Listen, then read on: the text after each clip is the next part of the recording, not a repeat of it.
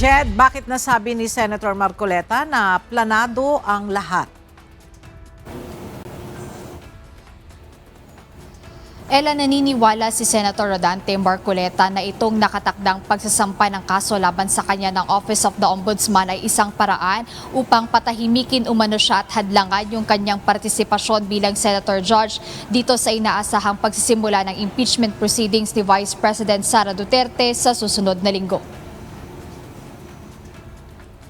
Binatikos ni Senator Rodante Marcoleta ang ani ay umiiral na pattern kung saan ang mga tinawag niyang nagnanais maglabas ng katotohanan ang tinatarget sa halip na ang mga tunay na nasa likod ng umano'y pagnanakaw sa kaban ng bayan. Ito ang naging pahayag ng senador matapos i-anunsyo kahapon ni Ombudsman Crispin Remulla na maglalabas na sila ng resolusyon para sa kasong plunder laban sa mambabatas at posibleng maisampa na ang reklamo sa mga susunod na araw.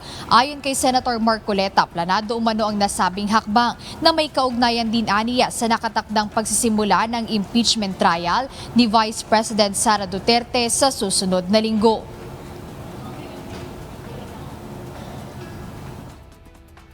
Ang isa pa pong inaasahan nila ay hindi na po ako makakasali doon sa impeachment proceedings na nakatakda pong magsimula sa susunod na linggo. Sa mga tweet, 2 ibon sa isang putok, mga kababayan. So talagang maliwanag na planado po ito, mga kababayan.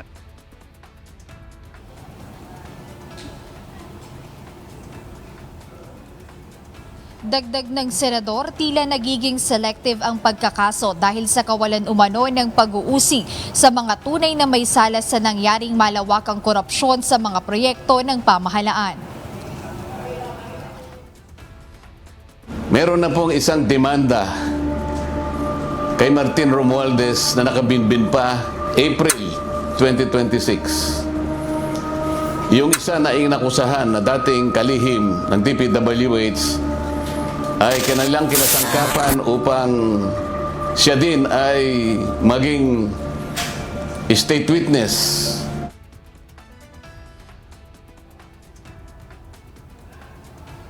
Sa huli, mensahe ng senador sa publiko na huwag pumayag na umano'y basta-bastang baluktutin ang katwiran, gaya ng tinawag niyang promotor nito na si Ombudsman Remulla. Sa kasalukuyan ay wala pang tugon ng Ombudsman kaugnay sa mga naging pahayag ng mambabatas.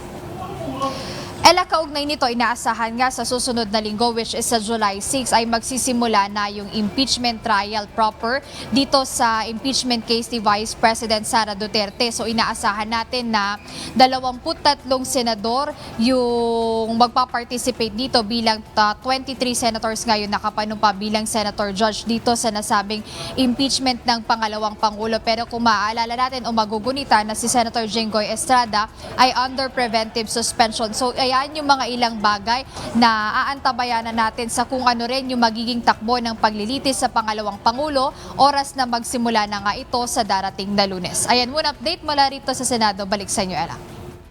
Maraming salamat, Jed Naresina.